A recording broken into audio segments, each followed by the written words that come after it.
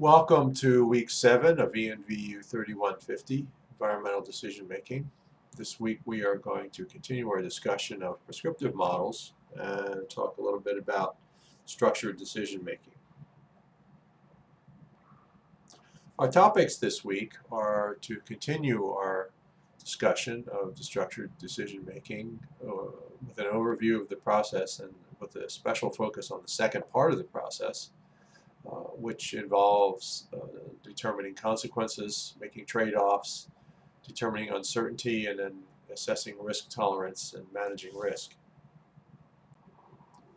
Our learning objectives this week are to differentiate among normative, descriptive, and prescriptive decision strategies, to apply an appropriate decision strategy to an environmental issue, and to justify an environmental decision outcome using rational, legal, and ethical criteria. This week we're talking about active prescriptive models, and prescriptive models are just that. They prescribe a way to make better decisions.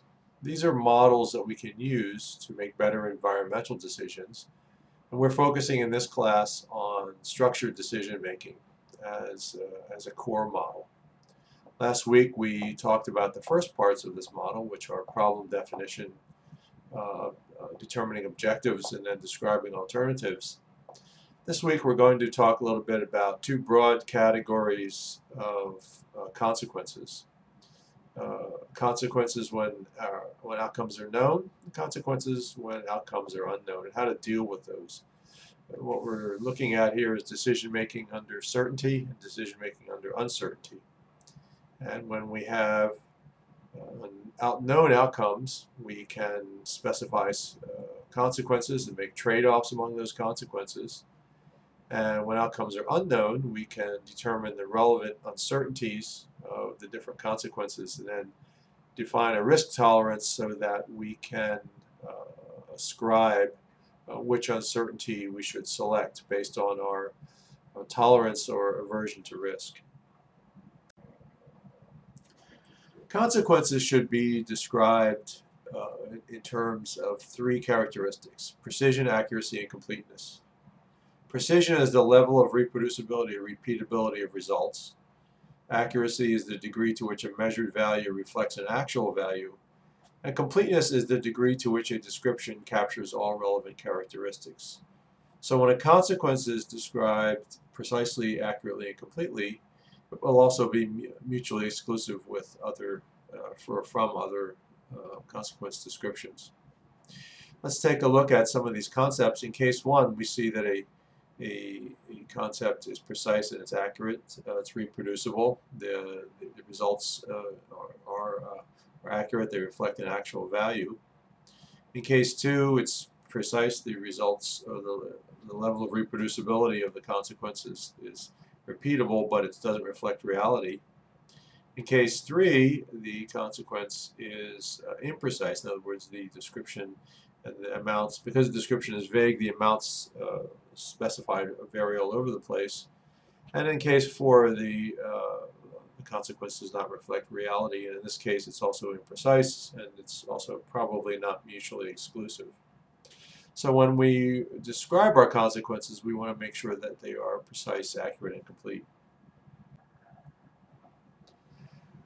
One of the ways to assess consequences is to list them in a consequence table. We list our consequences in the rows, and we list our alternatives in the columns. And we can see here that we can add up our consequences, especially if they're all in the same type of units. For this particular example, we can get a net consequences. And in this case, we're looking at cash flow. And we see here that alternative 1 and alternative 3 have the same net consequences of +8, although they vary in time.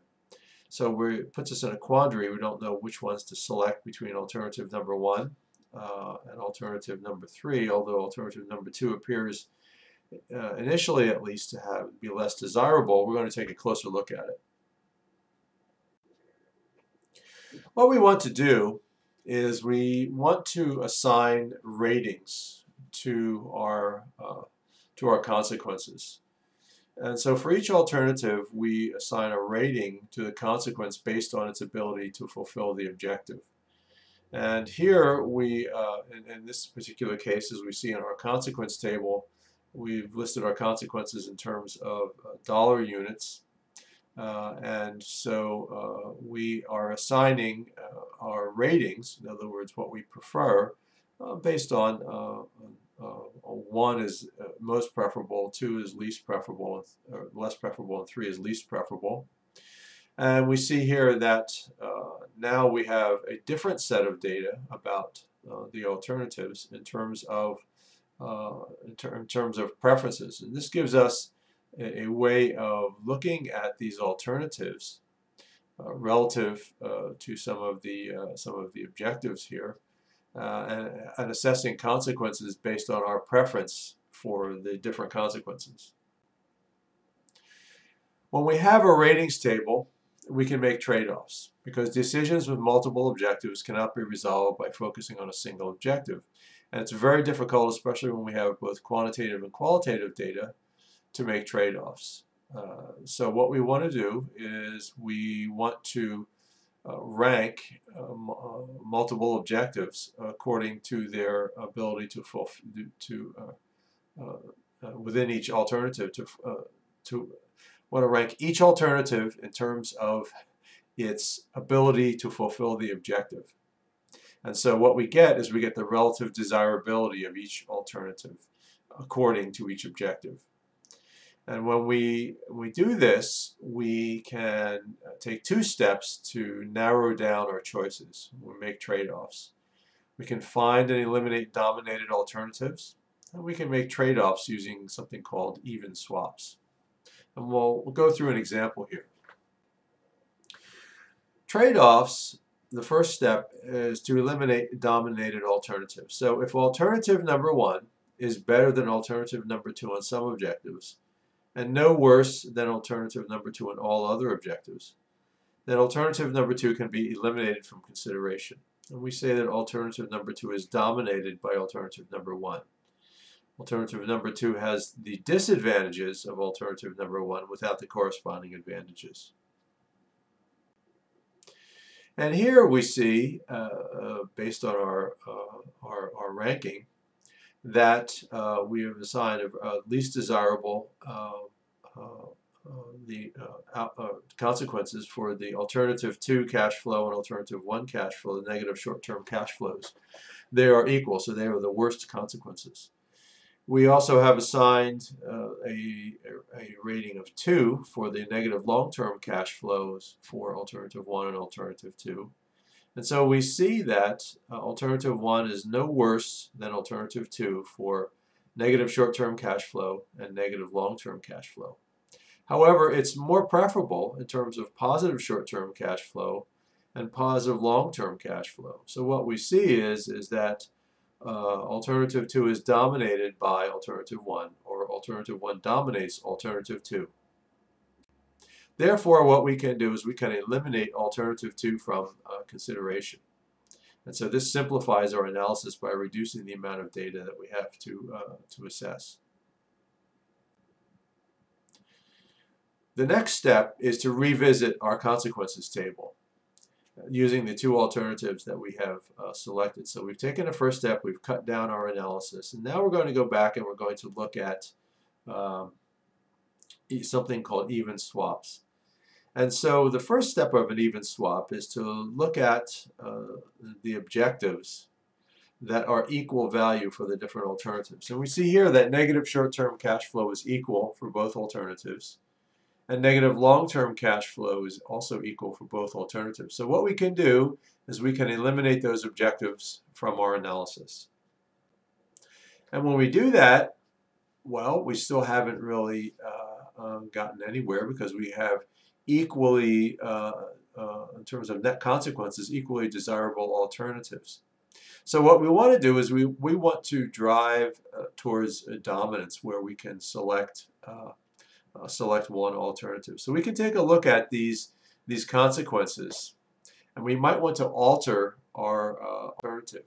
For example, let's say that alternative number 3 we can get a different form of financing for it, and it will cost us more in the short run. So we have to invest more in the short run. But in the long run, it creates a longer long-term cash flow. Let's say that we, instead of taking a 30-year loan to do this, we take a 10-year loan, something like that. So what we've done here is we've created dominance. And we can see now that the alternative number 3 is no worse than alternative number 1. They're equal in positive short-term cash flow. But alternative number 3 is better in terms of positive long-term cash flow. So it drives us to select alternative number 3. And in this way, we can make our data reasonable. So our first step is to look at eliminating dominance through ranking. We assign a ranking, the ability of each consequence to fulfill the objective. And then we eliminate those, the dominated ones that are dominated. And then we can go back and look at our consequences and see if we can alter the structure of these based on our values, or based on perhaps shifting around the conditions under which they're achieved, so that we can get dominance. It's a very different situation when we come to uncertainty. When we don't know the exact consequences of a decision, the uncertainties associated with each consequence must be ascertained. And so we're dealing with a situation in which we can't create a consequence table and assess all of the consequences against each other, because we're not really sure which ones are going to occur. It's a very uncertain state. And we have to remember here that with uncertainty, it's the quality of the decision process, the thoroughness, completeness, the balance, not the quality of the consequence that matters most.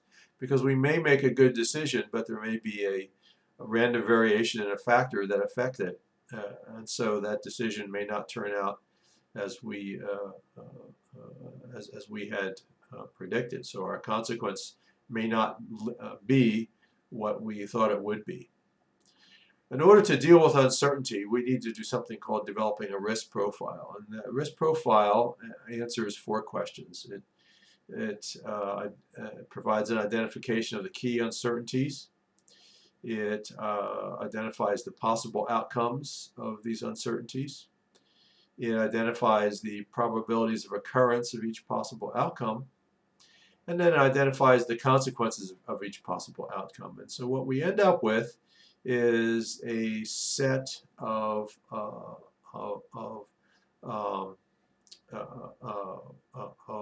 outcomes that we can look at from a probability standpoint. The best way to understand uncertainty is to step through an example. So let's take the example of a company that's considering installing 2 types of cutting-edge pollution control technology. The Type A technology has failed to operate properly for various reasons, and in some cases has broken down completely and allowed pollution to escape from the facility. Type B is essentially 100% reliable. Type A, however, has the potential to generate much more cost savings than Type B. Both types of technology will generate cost savings and revenue enhancements. So first thing we have to look at is, what is the core decision? The core decision is to select Type A or Type B technology. Next thing we want to know is, what are the key uncertainties? And the key uncertainties are the failure of Type A technology. Next thing we need to know is to define the possible outcomes. What are the possible outcomes of these uncertainties? And we have a major failure, a minor failure, and no failure. Then, as closely as we can, we want to define the probabilities of occurrence of each possible outcome. And we've for the Type A technology, we've defined a 10% probability of a major failure, 40% of a minor failure, and 50% of no failure. Type B is a certainty 1.0 that it will not fail. And then finally, we need to define what are the consequences of each possible outcome. So for Type A major failure will result in $25 million in additional costs and $10 million in lost revenue. A minor failure would be 1 million in additional costs, 500,000 or $500,000 in lost revenue. And for type A, no failure, prevent full release, it would be a $10 million operating cost savings. Type B, which is certain, we will for sure realize a $1.0 million cost savings net. So what we do is put all of our consequences into a table where we have our two major choices. We look at which type of technology choice, select A or B. We list the outcome, major failure, minor failure, no failure, effective, the probability, the consequence in terms of economic consequences, and then what we arrive at in our fifth column is something called the expected value of each outcome. So we see here that since there's only a 10% probability of a $35 million loss, that would be expected value would be negative 3.5 million. There's a 40% probability of the minor pollution incident, which gives us an expected value of plus 0.2 million. And then if the technology A is effective, we would have an expected value of plus 5 million. Technology B, we would have an expected value of 1.0 million because it's a certain choice. And we expect the full cost savings to be realized. Well, if we were to select technology A, the overall expected value would be the adding of each expected value for each of the outcomes. Negative 3.5 plus 0.2 plus 0.5 is a positive 1.7 million. So if we select technology B, we would have an expected value of 1.0 million because it's certain. However, the decision maker has to decide to take a chance on an uncertain return by selecting technology A, which means to take a risk, or gain a certain return by selecting technology B. So this is the key aspect of a decision. When you have an uncertain alternative, we need to look at how can we quantify the risk and what is our risk propensity. Our decision payoff is simply the sum of the outcome probabilities times the outcome impacts, which is also the expected value as we saw above. In our example, we see that technology A is a plus 1.7 million. However, the decision payoff really does not include something called a risk profile.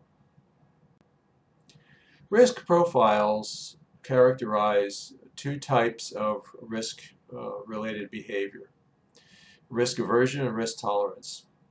Risk-averse behavior is when people prefer certainty. On an uncertain versus a certain return, risk-averse people are willing to take less of a certain return instead of taking a chance for a gain or a loss. Risk-tolerant people, on the other hand, prefer uncertainty. They would require more of a certain return in order not to take a chance on a gain or a loss. The basis of risk, which we saw a little bit in the previous slide, consists of two elements: probabilities and desirability or value. The more probable the outcomes with positive impacts and the less probable the outcomes with negative impacts, the more desirable choosing the outcome with a positive impact becomes. So probability is related to desirability. And as a consequence, the more desirable the positive impacts of decision outcomes relative to the negative impacts, the more willing a person will be to take the risks necessary to obtain these positive impacts. And so we see that as probabilities change, they shift desirability, and they also encourage a shift into risk-tolerant behavior. These are risk curves, and the essence of these curves is that they are looking at risk from a standpoint of our the current viewpoint, our current standpoint, where we are right now.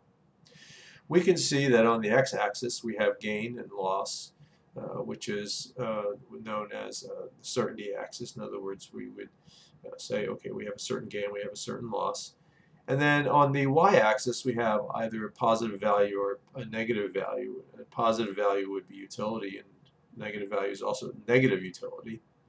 One way to think about negative utility is if at first you have one donut, that's positive utility, and then you would have, say, 6 donuts, that would be decreasing positive utility. And then if you continue to eat donuts and you ate 200 donuts, the 201st donut would definitely have a negative utility or a negative value. We're going to work with this curve a little bit, but just understand that there are three positions relative to value and certain gain and loss. There is a risk-averse position, there is a risk-tolerant position, and there is a risk-neutral position. When we look at gains, we look at certain gains along the right side of the x-axis, the positive side, and we see that for any given value, or a project which we have here marked as 1, the risk-averse person would select a certain return of 1.0 million. In our example, would select technology B. Whereas the risk-tolerant person would require a certain return of $5 million in order not to take a chance on gaining 10 million by selecting technology A. So we see how this curve works. We back off from the XY equivalent. We see that the risk-averse person requires less of a premium to take a certain return, whereas a risk-tolerant person requires more of a premium to take a certain return. So the risk-averse person would say, okay, I can get 1 million for certain, I'm going to take that. But the risk-tolerant person will say, well, I need at least 5 million certain before I will not gamble on the technology. And since that doesn't exist, they would be more likely to choose the uncertain or the risky choice.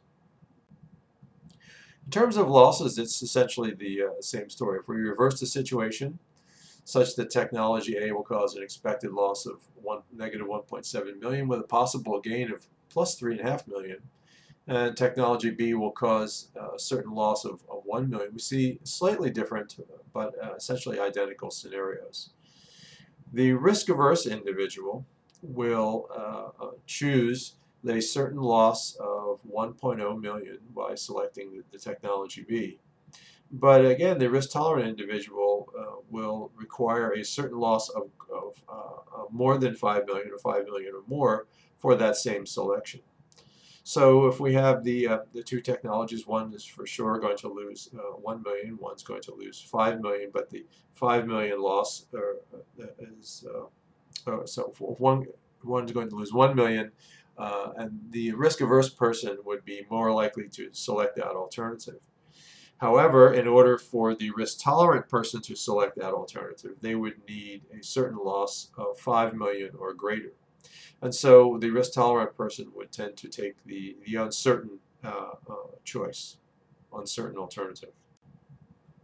So if we look at uncertainty here, we can look at our decision outcomes. So if we look at technology A, the highest possible gain would be plus 10 million minus 3.5 million. Now, the risk-averse would not select this technology, but the risk-tolerant would select this technology. As we saw in the diagram, the technology B has a certain return of 1.0 million. Therefore, the risk-averse person would select this technology. So when faced with a choice between technology A as a gain, technology B as a gain, the risk-averse person would choose technology B. And the risk-tolerant person would say, well, I need at least a positive return of a certainty of 5 million, therefore I'm going to select technology A and take a risk. Same thing with the loss. When we look at the possible losses, the expected value is negative 1.7 million, but we see there are also some possible gains. Technology B is a certain loss of 1.0 million. The risk-averse person says, well, I will take a certain loss of 1.0 million, whereas the risk-tolerant person says, I need to see a certain loss of at least 5 million before I'm willing to take to not select the risky one, risky choice, and to select the certain choice. So because the certain choice is only a loss of 1.0 million, that's not enough for me, and therefore I'm going to select technology A. What we can see here is that our gains and losses are more or less reflected. A project will have a given risk, which is 1, or a given loss, or a given value, sorry, which is 1, and a given loss, which is negative 1. Again, the risk-averse person will look at a particular project from a gain standpoint and say, I prefer a smaller gain. I prefer a gain of 1.0 million rather than taking a chance on a risky outcome. Whereas a risk-tolerant person would say, if the gain is 5 million, then or more, then I'm willing to select a certain alternative. But since the certain return here is only 1 million, and I require 5 million certainty, I'm going to go with the risky choice. Same with our losses. And we have a -1 project here, which is causing losses. The risk-averse person says, I am going to select an alternative that has a $1.0 million loss because I know that that's certain. Whereas the risk-tolerant person will say, I need to know that the certain losses are 5 million or greater before I will select the certain alternative. Therefore, I am going to take a risk. I'm going to select the technology A. Desirability can affect risk behavior, whether or not we are more risk tolerant or more risk averse. The more desirable the positive impacts of decision outcomes relative to the negative impacts, the more willing a person will be to take the risks necessary to take these positive impacts. So we can include some non-quantitative factors. For example, in technology A, it would be easy to install, favorable financing, quick results, and we end up with a 5.0 desirability ratio. Technology B might be difficult to install, slightly favorable financing, and medium-term results. We have a 3.0 desirability ratio. This would shift the decision maker's risk tolerance and risk profile, because a higher desirability ratio would encourage risk-tolerant choices. Risk tolerance in terms of social policy is very relevant. Business people tend to be risk tolerant in general. Entrepreneurs tend to be very fond of risk. Business people tend to be risk tolerant when it comes to uncertain gains and losses. And so when we look at social policy, especially issues around climate change, business people will require larger amounts of a certain return or a certain loss, which is money, information, and effort, in order to stop business as usual. In other words, they're willing to gamble with the future. Scientists, on the other hand, tend to be risk averse when it comes to uncertain gains and losses, and so they have a higher concern for climate change. They require smaller amounts of certain return or certain loss in order to stop business as usual, and not willing to gamble with the future. As we can see, business people tend to be risk tolerant because they're being in business is risky, and they deal with risk on a daily basis. Whereas scientists tend to be more precise. There's less of a risky occupation. They tend to deal with a lot of data, and they tend to deal with known certainties. They also have access to larger amounts of information. It's a different worldview. And so what we get is a clashing of ideals. And this can be, in part, attributed to risk tolerance. The key point, though, is for each decision maker to understand their personal risk profile. So there are certain actions we can take to manage risks in our decisions and when we become choice architects. We can share the risk with others, make others partners in the outcome. We can hedge against the risk.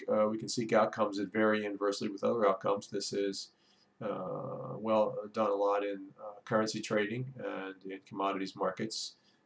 In the world of finance. We can seek risk-reducing information, increase the certainty of the outcomes. We can diversify the risk by increasing the number of decision alternatives available, or we can insure against the risk, simply buy an insurance policy, and this is a very typical response, especially in many environmental cases. So in conclusion, when we know the consequences, we're making a decision under certainty. We want to describe our consequences precisely, accurately, and completely. When we evaluate our known consequences, we want to determine their desirability, eliminate the dominated alternatives, and then revise the decision desirability criteria, actually the consequences, to make even swaps. And so we can swap out some of our overall alternatives to get to the point where we can eliminate as many as possible. What we're doing here is a process of elimination. When consequences are unknown, we're making decisions in conditions of uncertainty. So we want to define the key uncertainties, the possible outcomes of these uncertainties, the probabilities of occurrence of each possible outcome, and the consequences of each possible outcome. And then what we need to understand is our individual propensity to risk aversion or risk tolerance as a decision maker. And in order to do that, we have to establish a desirability or a value of each outcome's consequences. And then we take a look at the ratio and make an assessment as to whether we'd be more likely or less likely to accept such an alternative.